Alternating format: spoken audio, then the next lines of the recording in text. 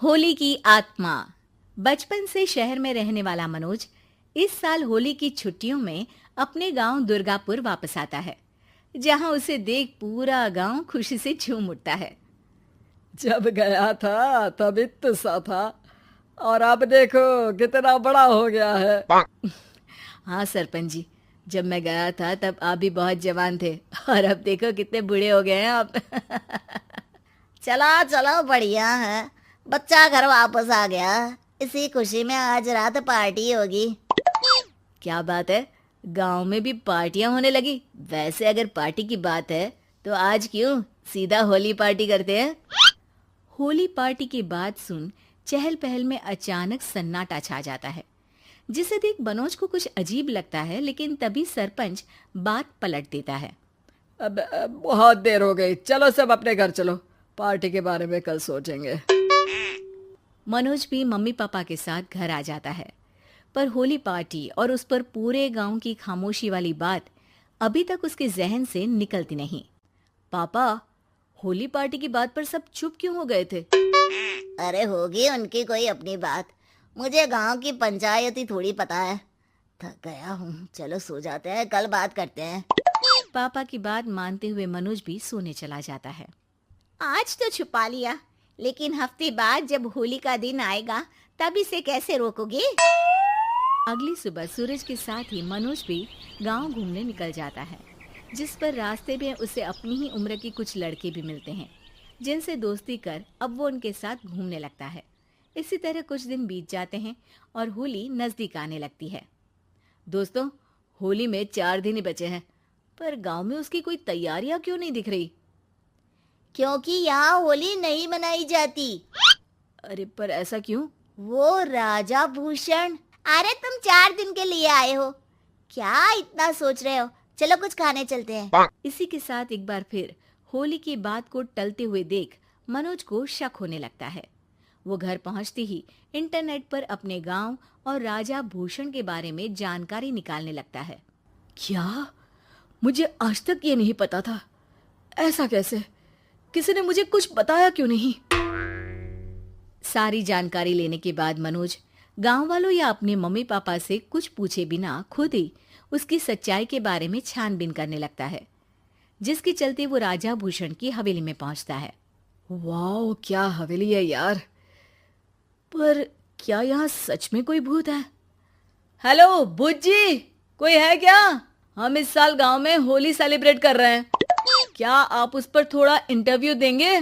मनोज के ऐसा बोलते ही गांव में तूफान उठ जाता है और हवेली में रखी सारी चीजें हिलने लगती है।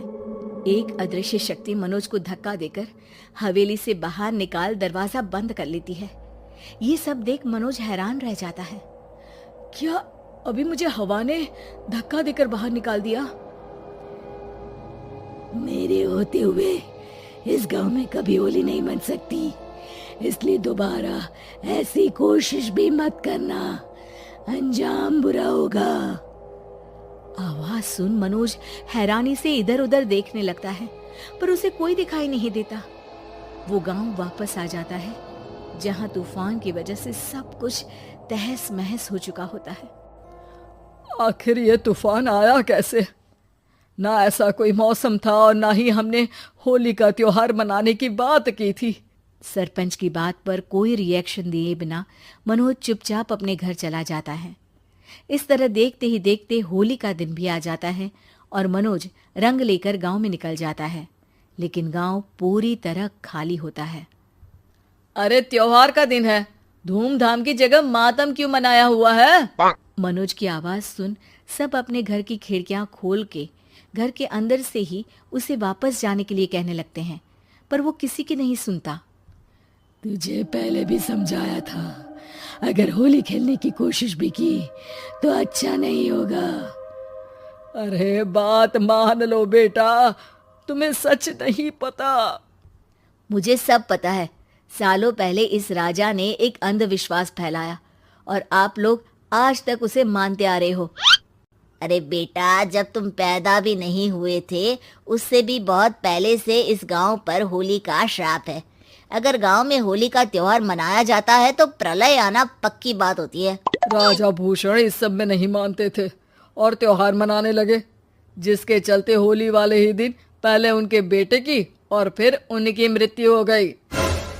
तभी से गांव की रक्षा के लिए उनकी आत्मा उस हवेली में रह रही है। सबकी बातें सुन मनोज उलझन में पड़ जाता है। सोचना भी मत मनोज, अगर तुमने इस परंपरा को तोड़ने की कोशिश भी की तो उसका परिणाम इस गांव और गांव के लोगों के लिए अच्छा नहीं होगा। मुझे भी यकीन नहीं हो रहा कि आप लोग एक बेतुकी बात को मानकर सालों से रंगों के त्योहार को मातम की तरह मनाते आ रहे हो। मनोज किसी की कोई बात ना मानते हुए पूरे गांव में रंग बिखेर देता है, जिसके तुरंत बाद वहां तूफान के साथ बिजलियां गरजने लगती है। अचानक मौसम में ऐसा बदलाव देख जहां मनोज कंफ्यूजन में आ जाता है, वहीं गांव वाले डर से सहम जाते हैं।